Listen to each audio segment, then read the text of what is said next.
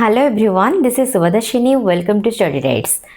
तो पिले माने आमे पढ़ुथिले नवम श्रेणी जीव विज्ञान सेकेंड चैप्टर कोशहार संगठन अप टू रसधानी एंडोप्लाज्मिक रेटिकुलम एंड रसधानी प्रीवियस क्लास रे मुझे डिस्कस करिछि कोश अंगिका गुड़िक।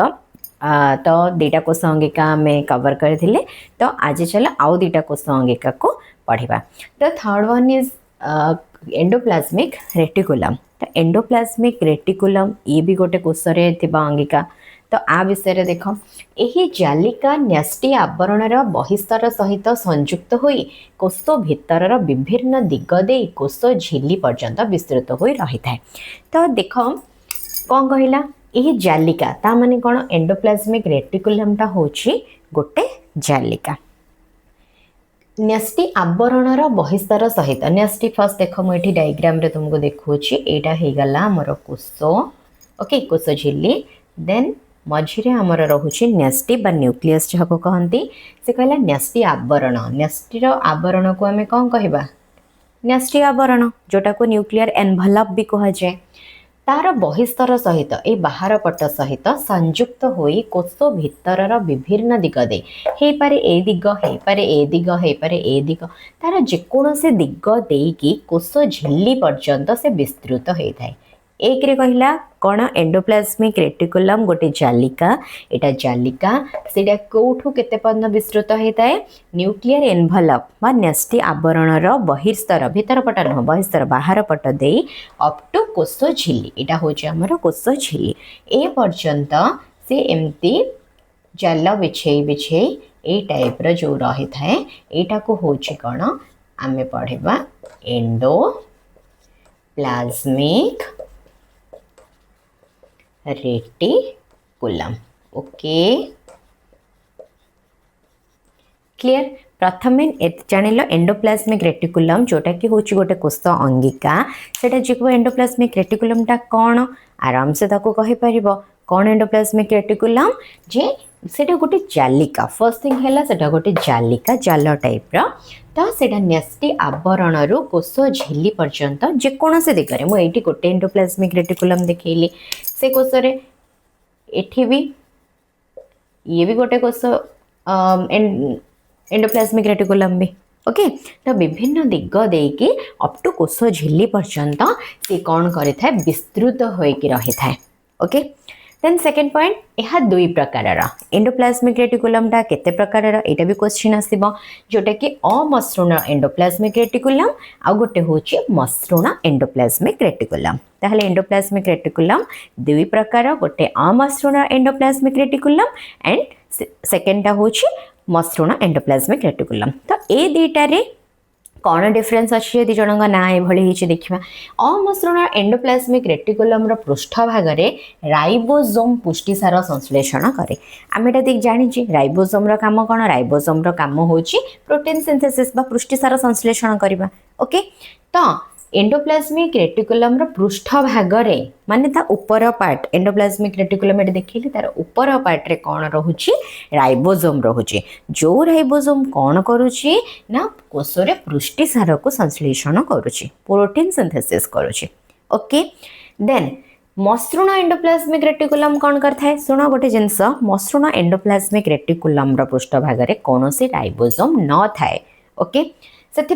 ये प्रोटीन सिंथेसिस न करके ये स्नेहसार संश्लेषण करिथाए, लिपिड जोटा कहती, तो स्नेहसार संश्लेषण करुछि कि मसृण एंडोप्लाज्मिक रेटिकुलम। बुझीगला एबे। तो एंडोप्लाज्मिक रेटिकुलम होछि हमर दुई प्रकार। फर्स्ट वन इज मसृण एंडोप्लाज्मिक रेटिकुलम एंड सेकेंड होछि मसृण एंडोप्लाज्मिक रेटिकुलम, जहाँ भी कहले मसृण एंड अमसृण। ओके, अमसृण एंडोप्लाज्मिक रेटिकुलम रो ऊपर पार्ट रे कौन रोहुछि, राइबोसोम रोहुछि। जो राइबोसोम कौन करुछि ना प्रोटीन सिंथेसिस करुछि। क्लियर।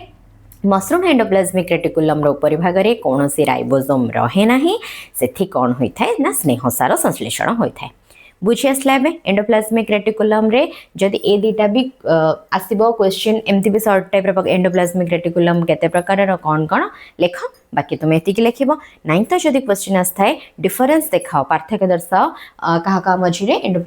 मसृण एंड अमसृण एंडोप्लाज्मिक रेटिकुलम, सेटार भी तुम आंसर भलसे लिखि परिबो। ओके क्लियर आम दुटा पॉइंट अबाउट एंडोप्लाज्मिक रेटिकुलम पढ़ले क्लियर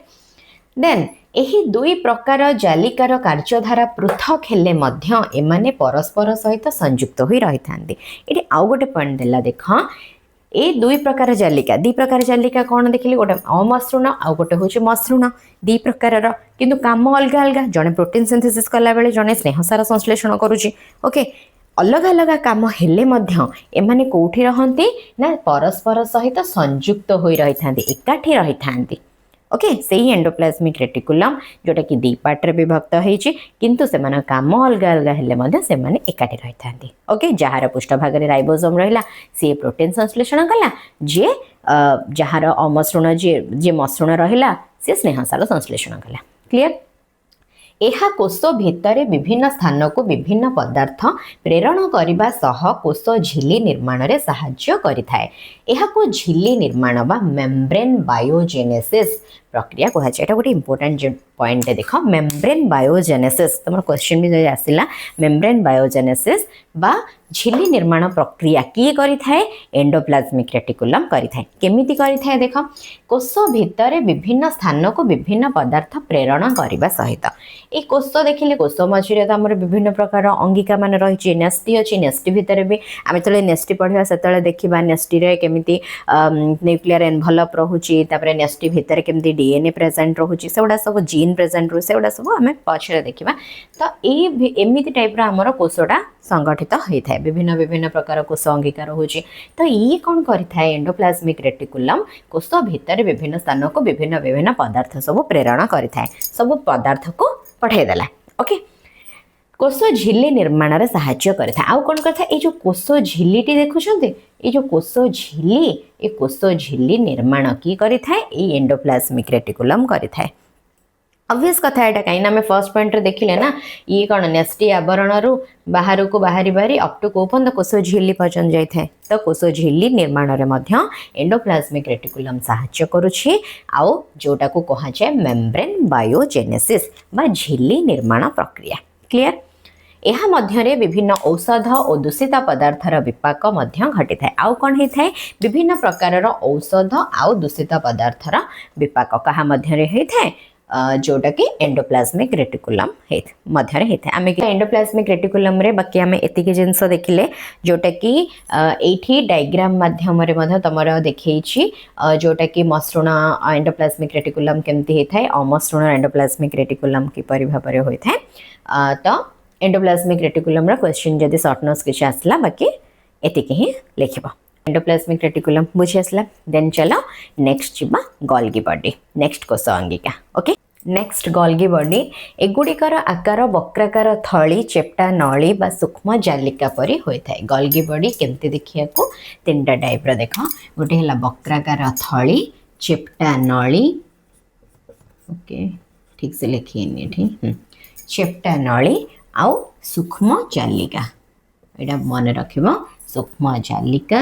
चेप्टा नली एंड वक्राकार थली गोल्गी बॉडी आकार यह गोटे उपर गोटे समांतराल भाव एंडोप्लाज्मिक रेटिकुलम निकट ही रही है मु देखी डायग्राम रे केमती देख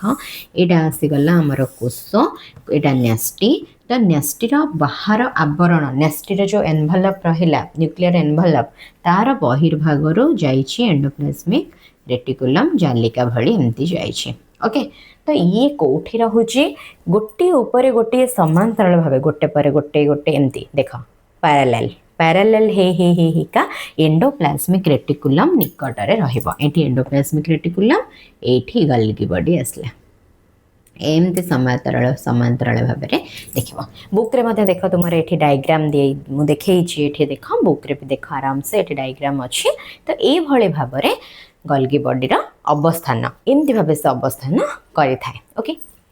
मसृण एंडोप्लाज्मिक रेटिकुलम रे थिबा राइबोसोम रे पुष्टिसार संश्लेषित होई निधानी माध्यम रे गोल्गी बॉडी भीतर को प्रवेश करे देख केते कोरिलेट करूची endoplasmic reticulum and Golgi body केते माने एंडोप्लाज्मिक रेटिकुलम ही आमे सेत में आगो पढ़िले एंडोप्लाज्मिक रेटिकुलम जानथिले आमे गोल्गी बॉडी सहित देख ताको कंपेयर करछे केमते से कहला एंडोप्लाज्मिक रेटिकुलम रे थिबा राइबोसोम को एंडोप्लाज्मिक रेटिकुलम रे दुईटा टाइप रो अमसृण एंडोप्लाज्मिक रेटिकुलम रो पृष्ठ भाग रे राइबोसोम रहिला राइबोसोम रो काम होची प्रोटीन सिंथेसिस करबा ओके तो प्रोटीन संश्लेषित करिकी से कोड के प्रवेश करे निधानी माध्यम रे गल्गी बॉडी को प्रवेश करे पाखापाखि रहिला यार ऊपर पार्ट रे कौन है राइबोसोम अच्छी राइबोसोम प्रोटीन सिंथेसिस करके से पृष्ठसार गल्गी बॉडी को निधानी माध्यम रे गला निधानी माने वेसिकल्स जोटा को कहा जाए ता माध्यम रे प्रवेश कला कोठी गल्गी बॉडी रे ताले गल्गी बॉडी रे पृष्ठसार गल्गी बॉडी कोठु पाए ना